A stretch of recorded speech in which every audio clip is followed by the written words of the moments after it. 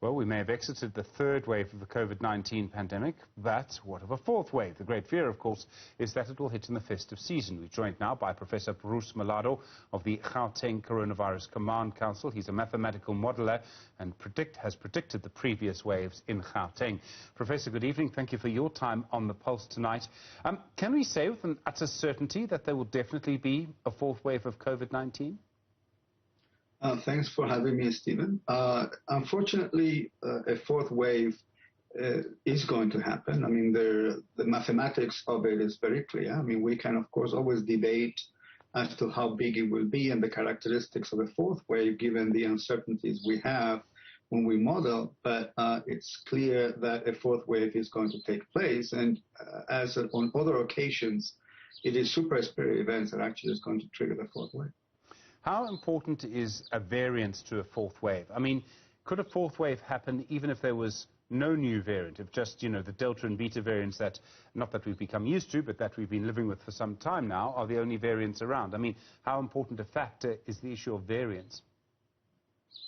We look at the issue of variance of this mutations very, very carefully. We get reports from the experts on a regular basis.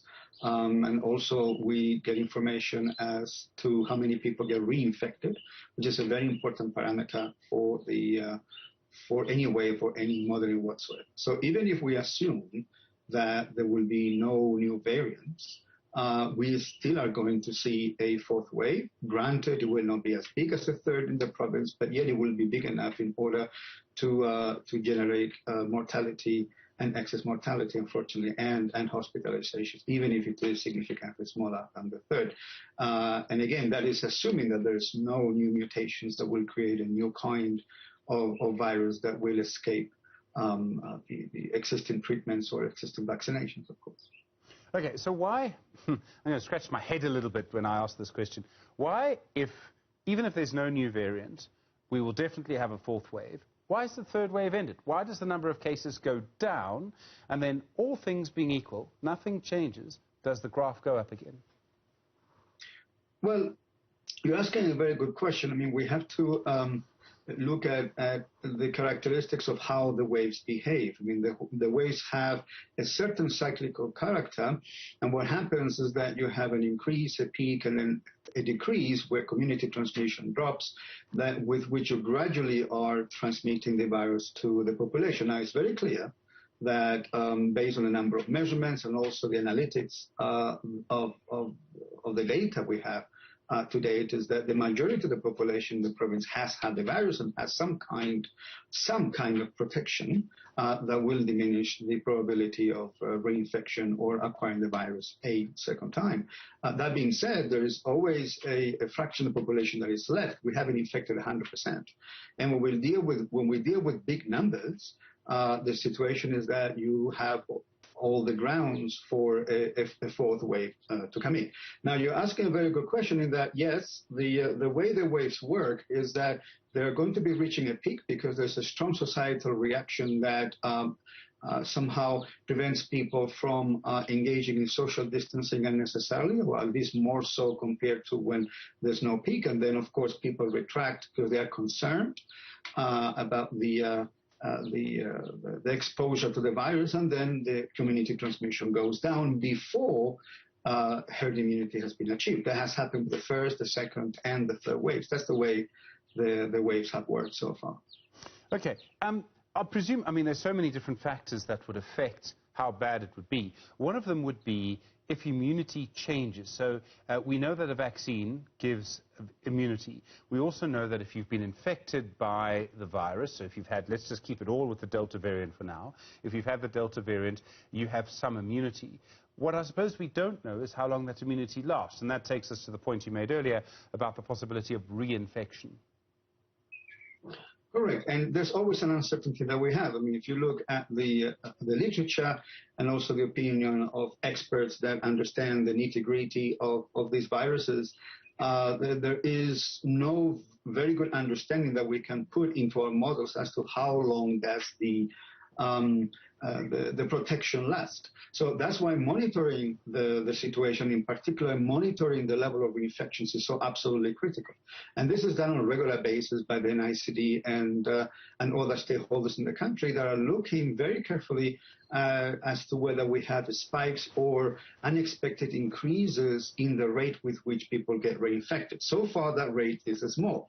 And for as long as it is stable, we can say that within the boundaries of the system we try to model, there is a certain level of protection. Now, we don't know what's going to happen a year from now. That's certainly not something that we know and we can predict for, but we can certainly, based on what we know right now, we can make predictions for what's going to happen in the months to come.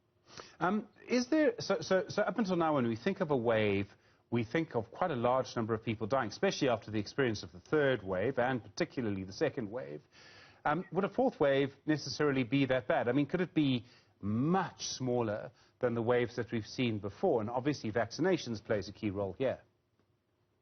Right, so there's two very important factors that will make the fourth wave different in Gauteng compared to the third wave. First is that we expect the number of positives, the infections, to be 3 to 4 times smaller, which still is a large number. Let's not relax. That's not the message we want to put out there. And also the fact now that there is a significant fraction of the vulnerable population that is now getting vaccinated, and it is well understood now what kind of protection do vaccinated people get.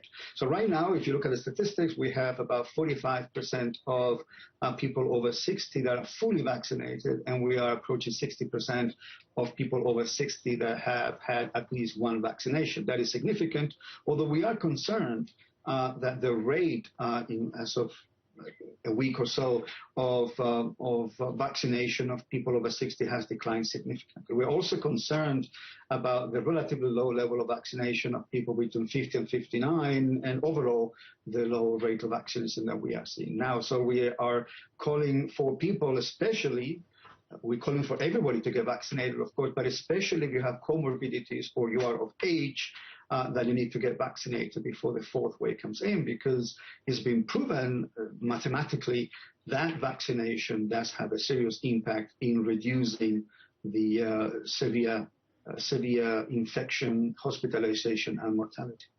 I mean, obviously, then timing becomes really important. I mean, the last thing anyone wants, the last thing anyone wants is a fourth wave, but timing does matter. I mean, it can actually be quite important. If you look at the other waves that we've seen, is there likely to be a link between the gap between those waves and when a fourth wave would happen?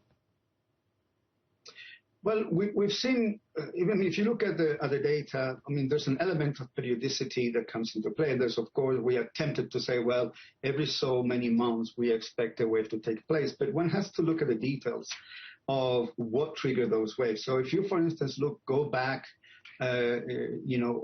basically almost a year ago when the second wave was triggered, we know by looking at the data that it was triggered by something concrete.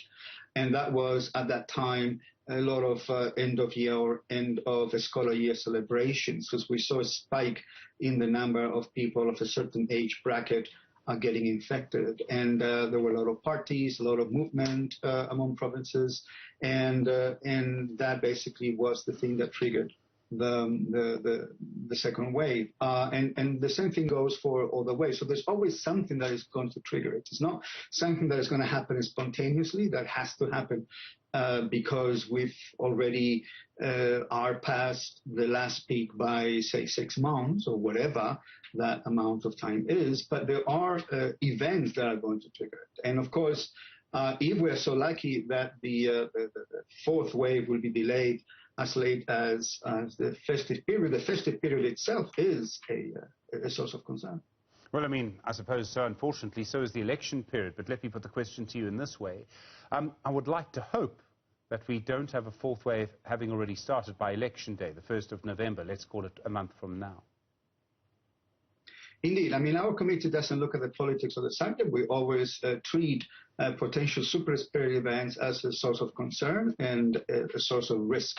We always have been very outspoken about that. Any event, regardless of the nature of that event, as long as it involves congregations of people, and the fact that some people don't respect social distancing or don't wear masks or don't sanitize or don't keep the physical distance, the more people we have, the likelihood of the super spreader event to basically trigger a wave is, of course, much greater. And we've always been open about it, and we've always expressed our concerns about what happens if we go to election day and don't adhere to social distancing. Professor Bruce Mellado, thanks very much indeed, from the Gauteng Coronavirus Command Council, but also a mathematical modeler predicting waves of the coronavirus. Professor, thank you.